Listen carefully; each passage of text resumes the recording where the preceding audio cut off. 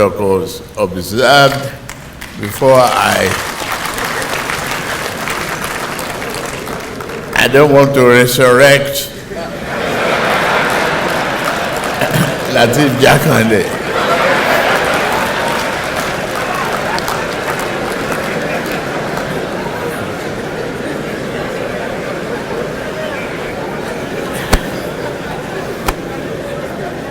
It is with profound, deep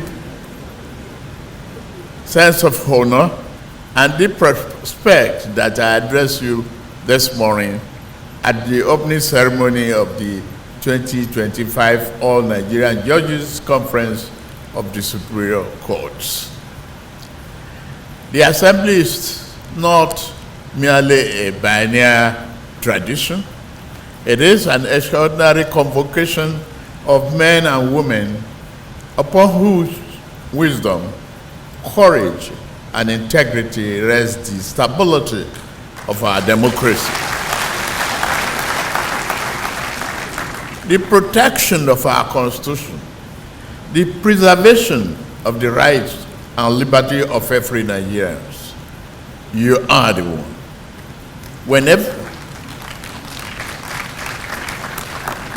Whenever Nigeria has faced moments of uncertainty, history has recorded that the judiciary stood firm as the stabilizing force of our national life.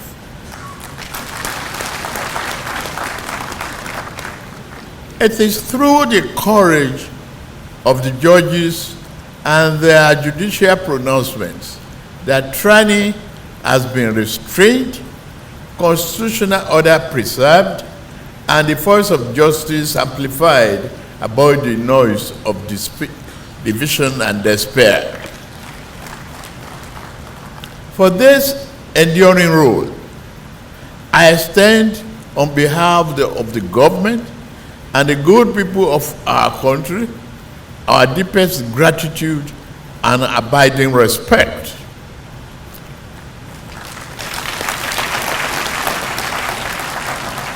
The theme of this year's conference, building a confident judiciary, could not be more fitting. Confidence is the lifeblood of justice. A judgment may be grounded in law and delivered with clarity, but unless the public perceives it to be fair, impartial, and untainted, its moral authority is diminished. The confidence of the people is therefore not an abstract aspiration. It is a living measure of the judiciary's legitimacy and the true currency of justice. We must acknowledge with candor that public perception of the judicial process has not always been favorable. Citizens have expressed frustration at delays, concerns about integrity, and anxiety over access to justice. These perceptions, whether wholly justified or not, cannot be ignored. They call upon us to reflect, to reform, and to restore. For ultimately, justice does not exist for the bench or the bar. It exists for the people.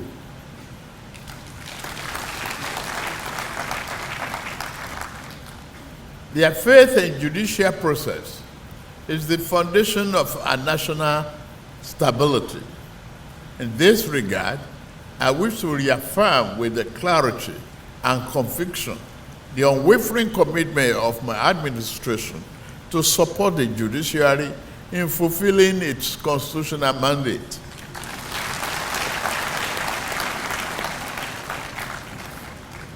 The judiciary does not exist in isolation. It functions within a larger democratic framework which all three arms of government must work in synergy with the mutual respect and shared responsibility to the Nigerian people. The executive, the legislature, and the judiciary must remain united by purpose, even when separated by function.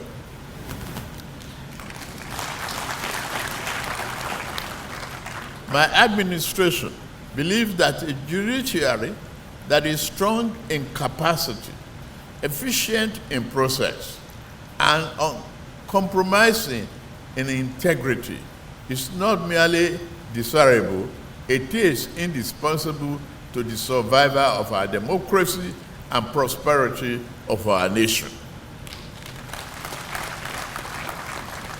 We cannot build a just society without a fearless and functional judiciary. In this spirit, we have resolved to provide institutional and material support that will enable our courts to perform their duties with dignity, confidence, and efficiency.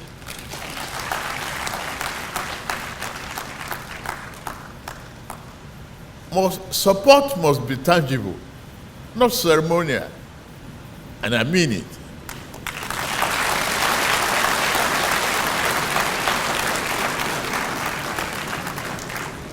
It must translate into improved working conditions, modern infrastructure,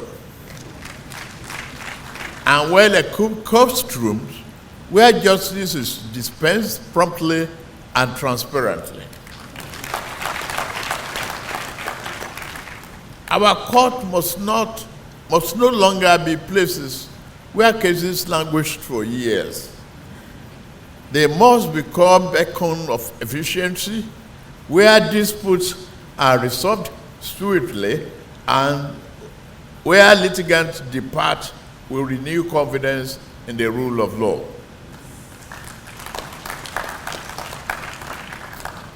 The modernization of judicial infrastructure remains a central priority.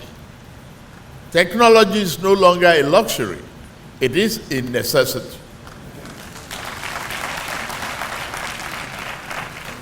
The digitization of our court process, the adoption of integrated cases management system, and the provision of secured and reliable judicial facilities will receive sustained attention from this administration.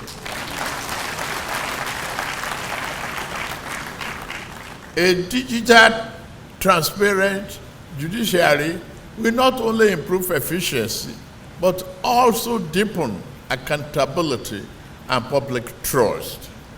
We should not leave any of our courts behind in this transformation. Yet, bricks and mortar, or even digital screens, do not make justice. The true strength of the judiciary lies in the men and women who interpret the law and give life to its spirit. Our judges are the living custodian of justice. The caliber of their work defines the moral strength of the Republic.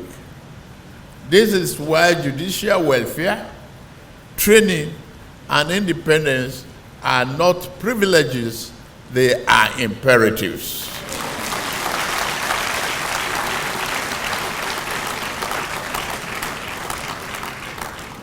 We will continue to support the National Judicial Institute as the leading hub for judicial education, comparative study, and professional development.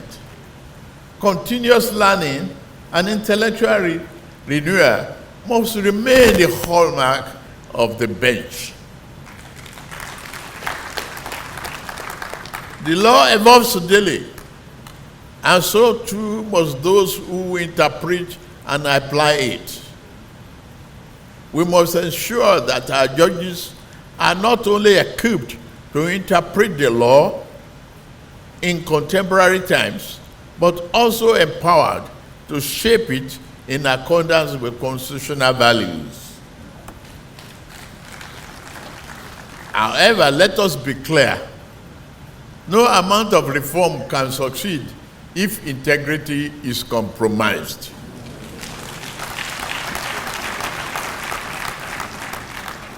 Justice must never be for sale. The bench must never become a sanctuary for compromise. Corruption in any form or any arm of government weakens the nation, but corruption in judiciary destroys it to the core. When justice is compromised, government loses its integrity and democracy loses its foundation. With utmost seriousness, my administration stands ready to support every effort by the judiciary to preserve its dignity and eliminate misconduct. This is not a task for the National Judicial Council alone. It is a collective duty that rests on every judicial officer. Discipline within the judiciary must be firm, transparent, and consistent.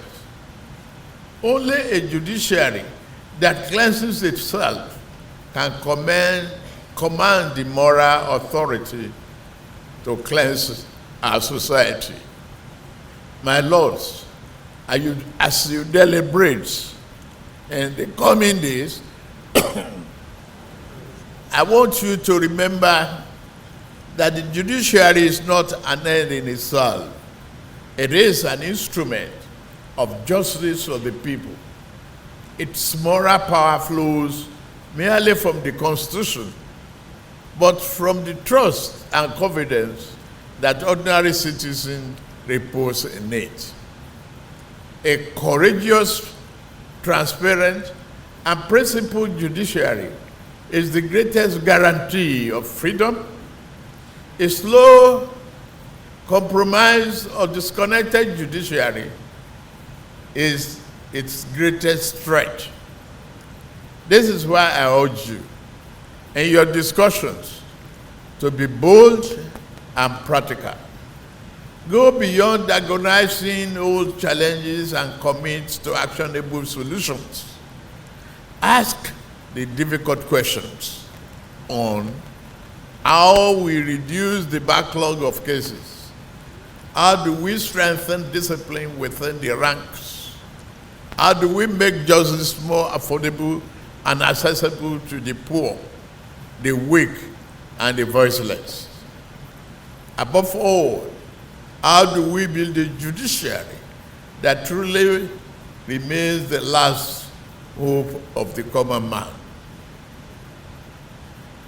Distinguished judges, respected delegates, I see before me not just interpreters of the law, but guardians of Nigeria's moral conscience and architects.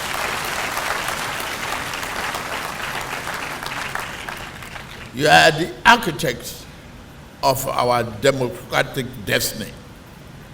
You hold in your hands the power to shape the moral compass of our republic, to ensure that no citizen is too weak to be heard and no authority is too powerful to be restrained by law.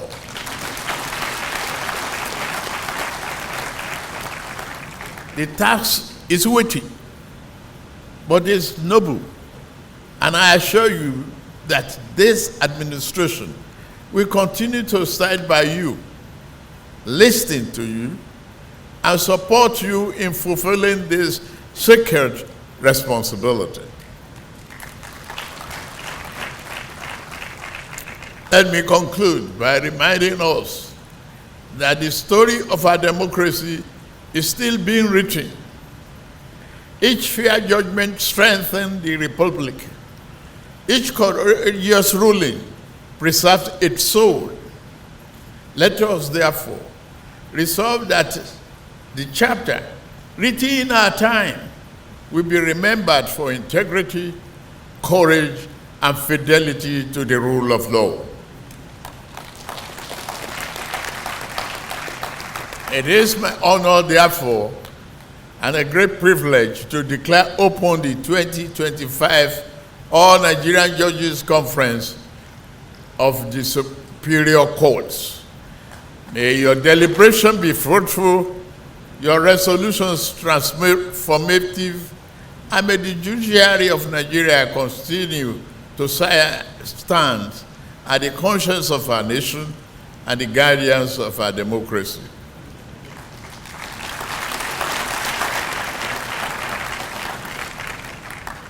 May God bless the Nigerian judiciary, and may God bless the Federal Republic of Nigeria.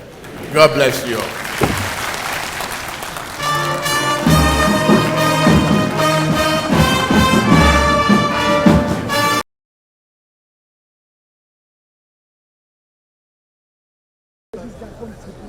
Little guy, leave them now.